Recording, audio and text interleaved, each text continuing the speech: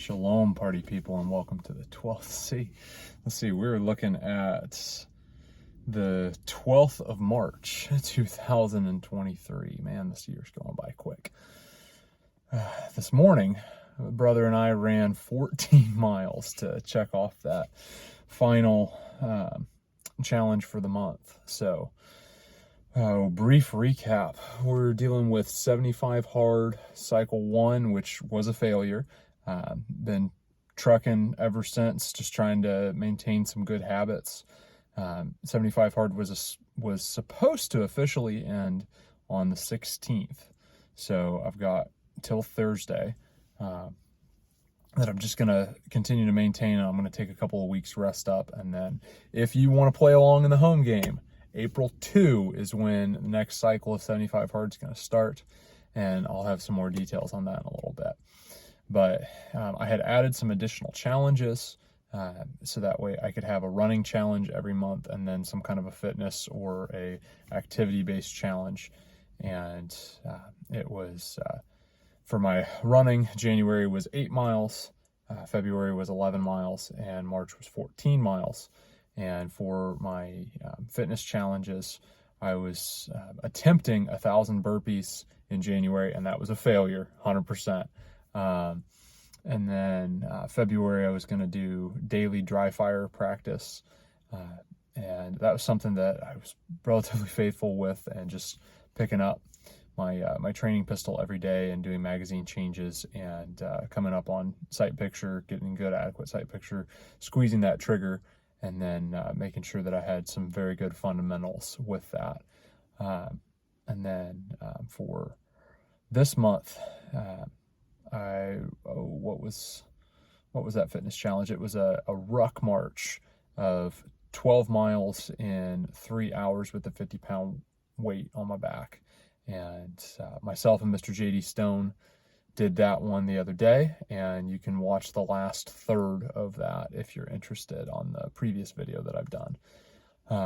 And I will link that one in the description if anyone wants to go get after that one. It's an hour of myself and Mr. JD Stone just kind of ranting and rolling, and actually got my first context box that YouTube threw in there because we were talking about a sensitive topic. And it was like, oh, well, putting this in full context, just so you know. And I'm like, oh, thanks, YouTube. I appreciate that. But it's been good. Been trying to really watch my sugar intake, been trying to make sure that what I eat is good for me. Now, the last few days, I have been eating extra, and part of it has been in preparation for the extreme distances in comparison to what my normal, because myself and a brother will run about 5 miles, or we'll ruck 4 or 5, and just have a good old time. And then these longer runs and rucks have been something that it's like, okay, probably need a little bit more energy.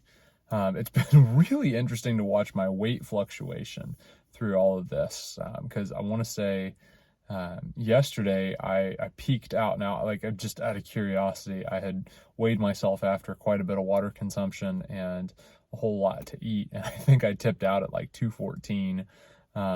And then this morning, completely dry after the long run, and after having done my business and all that good stuff, I ended up weighing myself, and it was like 201. So like a 13-pound gap between, fully caloried and then hydrated all the way down to just bone dry. I've gotten rid of everything that, is normally going to evacuate itself. Thought that was interesting. For those sharp-eyed individuals, and I will link a link to this down in the description, my long sleeve Kaleb House shirt, which is a gift from my Bad A Mama Jamma smoking hot wife, bought this one for me, and it has been very, very wonderful. The short sleeve ones are nice, but I really like this long one, and it's the same design on the back for Kaleb House, and then it's the kill the bad ones on one sleeve and then save the good ones on the other. And for those of you who don't know, Kaleb House is a restoration facility that is put on by Grindstone Ministries. And there's a ton of organizations that will go and rescue children from child sex trafficking, but very, very few will actually focus on the rehabilitation side. And Kaleb House does both, which I think, well, Grindstone through Kaleb House does both. And I really like that Kaleb House doesn't have a time limit on their program, whereas a lot of others, they'll kick people out in 6 months to a year.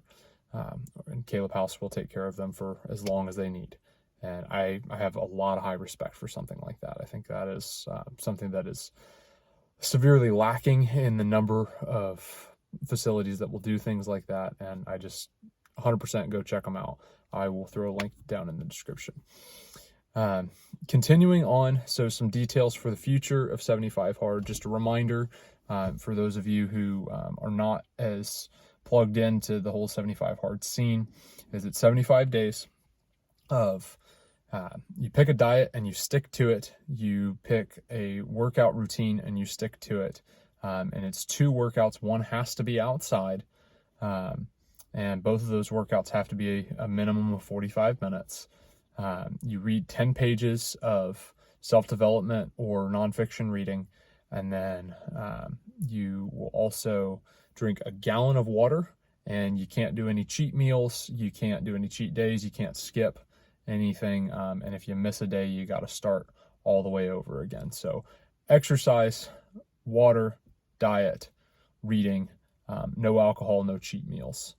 And then you also have to take a daily progress picture. And believe it or not, that progress picture gets more people than you would think. So that has been kind of fun this go round. Despite not being successful with it, it's something that I have decided to continue up until the point when I was originally going to stop and just keep building good habits. I failed several times, and you can go back and see some of those videos that I've done where I was like just about every week, like, I failed again. And that's just part of it, is getting back on the horse. But this has still been good because I've been really focused on endurance this go round. Next cycle of 75 Hard for me starts April 2 if you want to play along in the home game. And it'll go pretty well all of April, all of May, and then about halfway into June before it will quit. This next one for me is going to be focused on flexibility. It's an area in balance and flexibility, really, but it's an area in my exercising that I really haven't I haven't spent a ton of time. I'm still going to work on some strength. I'm still going to work on some endurance, but those are going to take a little bit more of a back seat, whereas this one is going to be more of flexibility and balance, maybe a little bit of agility too. I will still do my distance runs. I will have a ruck challenge at the end that will play into it, because the distance runs are building towards that long distance run that I'm going to be training for. Whether I go and do it, that's a different conversation, but I'm going to train for it like I'm going to do it. I'm going to be doing 3 days of like heavy workouts where I'll have like a long distance run, or a ruck march, or where I'll do like a strength training day. But the other 4 of the 7 days in my week will be consistent of balance and flexibility training. And that's something that my stretching has really not been up to snuff, in all honesty. It's just kind of been very lackadaisical and like, okay, here, I'm moving my body, I'm doing what I need to do. And this end, I'm going to really focus on, okay, I need to really stretch these muscles. I need to really allow my body to do what it needs to do and recuperate. And so some people will say that that's going to be, me taking it easy. In all honesty, the goal is to gain some serious flexibility out of a lot of this, because I've noticed as I've put on muscle, I've really lost a lot of flexibility. And I still intend to maintain what I have, but to focus on gaining some real increase in my mobility, in my range of motion. My balance for sure is something that I can focus on even better, and then some agility that will come with it. So that will help on those runs. It will help on those rucks. It will help on pull-ups. It will help on push-ups, is by having the ability to be a little bit more nimble.